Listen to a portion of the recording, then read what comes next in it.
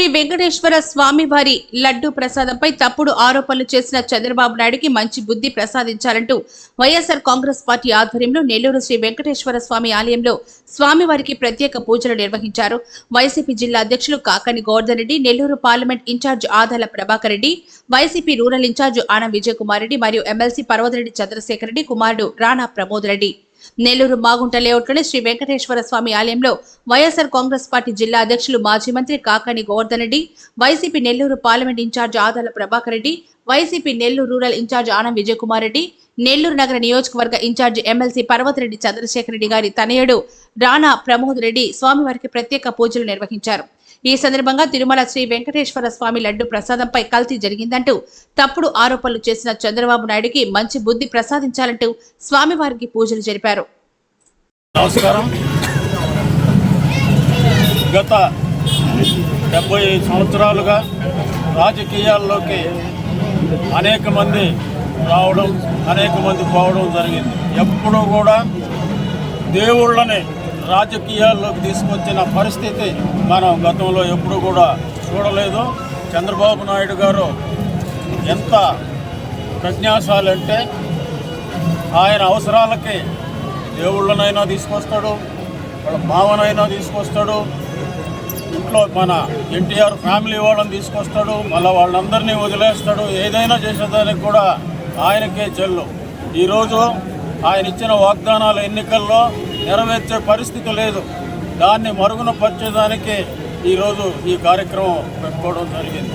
అది కూడా ఎంత దురదృష్టకరం అంటే మన తెలుగు వాళ్ళే కాదు, మొత్తం భారతదేశంలో ఉండే ప్రతి ఒక్కరు కూడా ఆరాధ్య దైవమైన వెంకటేశ్వర స్వామిని కూడా రాజకీయాల్లోకి తీసుకురావడం ఎంత నీచమైన సంస్కృతో మరి అందరం కూడా ఆలోచించాలి.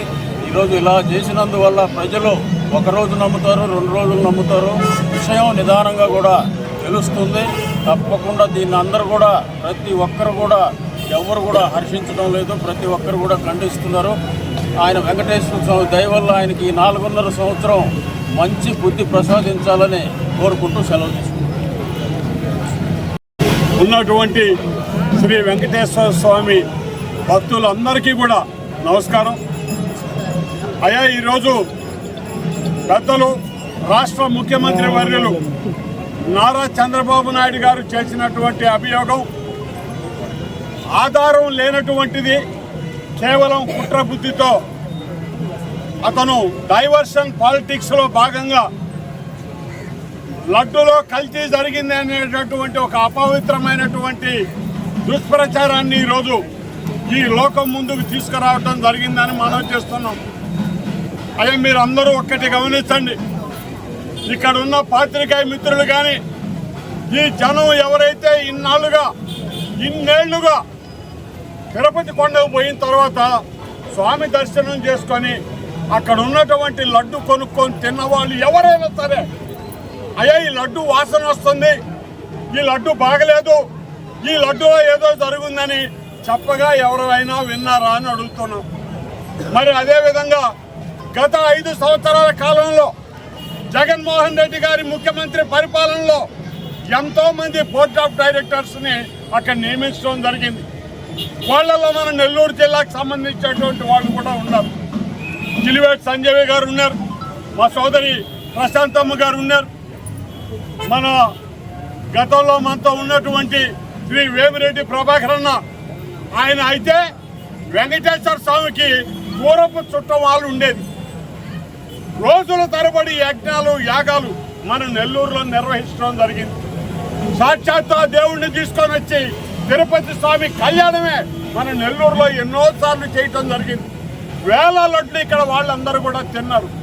ఎవరైనా సరే వాళ్ళు కానీ, ప్రభాకర్ అన్న కానీ, కిలివేటి సంజీవయ్య గారు కానీ, మన ప్రశాంతమ్మ గారు కానీ, అయ్యా ఈ లడ్డులో ఏదో తేడా ఉన్నట్టుందని చెప్పిన సందర్భం ఏదైనా ఉందా? ఎందుకంటే కేవలం ఆ రోజు జగన్మోహన్ రెడ్డి గారు మన ప్రశాంతమ్మ మీద నమ్మకంతో సాక్షాత్తు ఢిల్లీకే ఆమెను పంపించి వెంకటేశ్వర స్వామి ఆలయ బాధ్యతలన్నింటినీ ఆమెకు అప్పచెప్పినప్పుడు కూడా ఢిల్లీలో, నార్త్ ఇండియాలో వేల లడ్లు ఇవ్వటం జరిగింది. ఎవరైనా కూడా ఈ లడ్డు బాగలేదు అన్న విషయం ఆమె దృష్టికి తీసుకొచ్చారా అని అడుగుతున్నాం.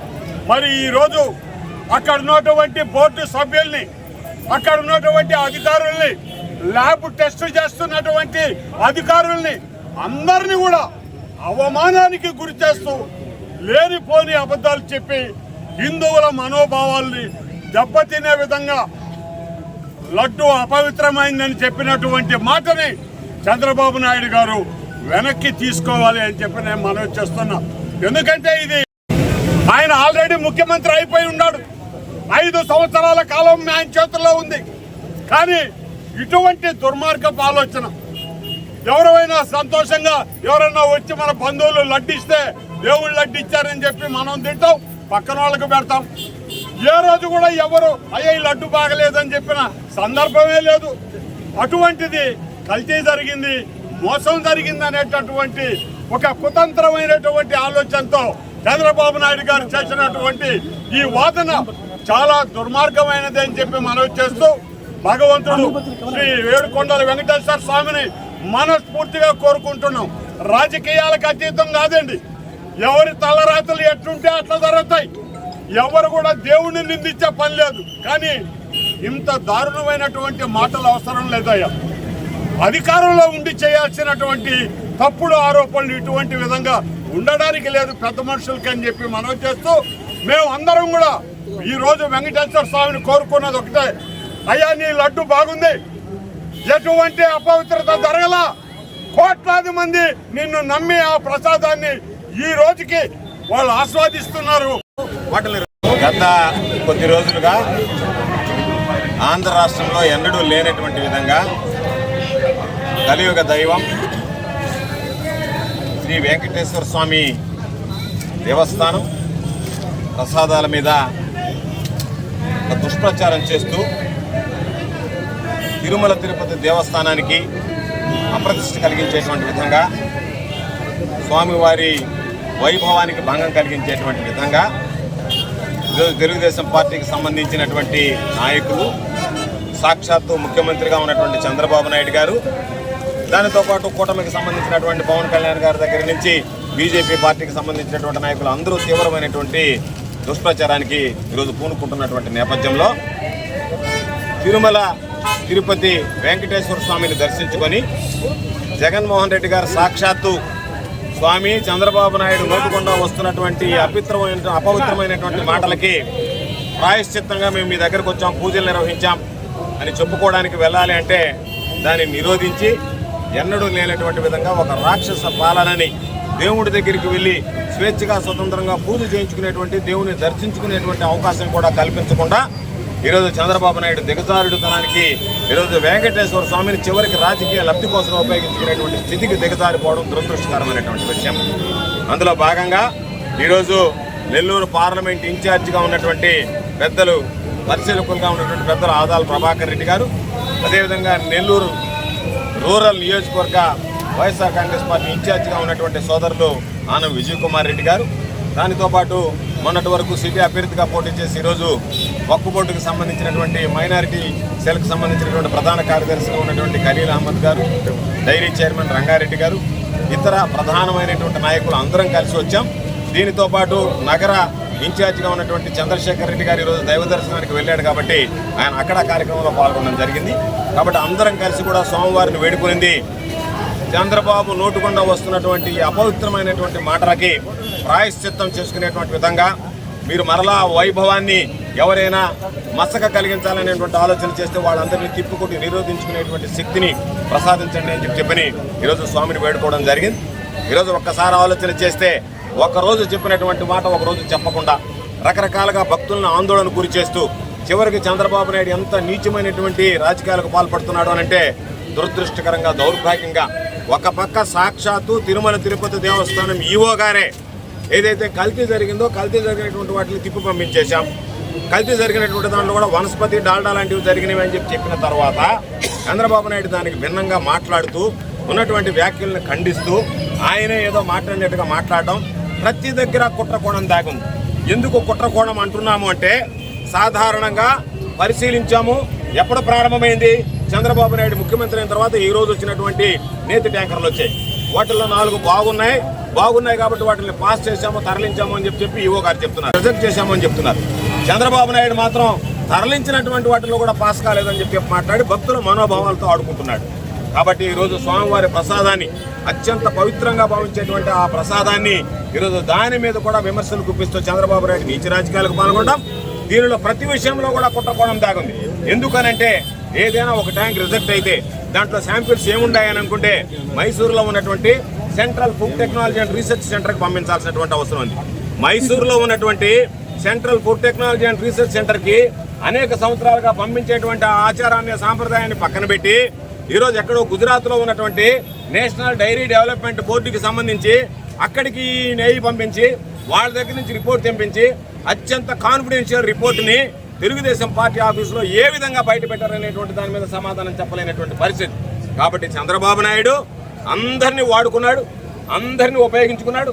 తండ్రి లాంటి రామారావుగా వెన్నుపోటు పొడిచినటువంటి చంద్రబాబు నాయుడు లాంటి నీచ మనస్తత్వం కలిగినటువంటి వాడు దేవుడి చివరికి సాక్షాత్తు కలియుగ దైవం అనేటువంటి వెంకటేశ్వర స్వామిని అడ్డుపెట్టుకుని మాట్లాడడం ఏమైనటువంటి చర్య? సాక్షాత్తు ముఖ్యమంత్రిగా పనిచేసినటువంటి వ్యక్తిని ఈరోజు దేవస్థానానికి స్వామి దర్శనానికి పానీయకుండా, తిరుమలకు రానికుండా అడ్డుకోవడం, పోలీసులను మోహరించడం, ఏదో ఒక ప్రపంచ యుద్ధం జరిగినట్టుగా ఉన్నటువంటి మొత్తం పోలీసులను తరలించడం, ఎక్కడికక్కడ అరెస్టులు చేయడం, హౌస్ అరెస్టులు చేయడం, మిమ్మల్ని నిరోధిస్తున్నాం అంటే వెంకటేశ్వర స్వామి దగ్గరికి వెళ్ళడానికి చంద్రబాబు అనుమతి, పోలీసుల అనుమతి కావాలన్నా తెలియనటువంటి పరిస్థితి.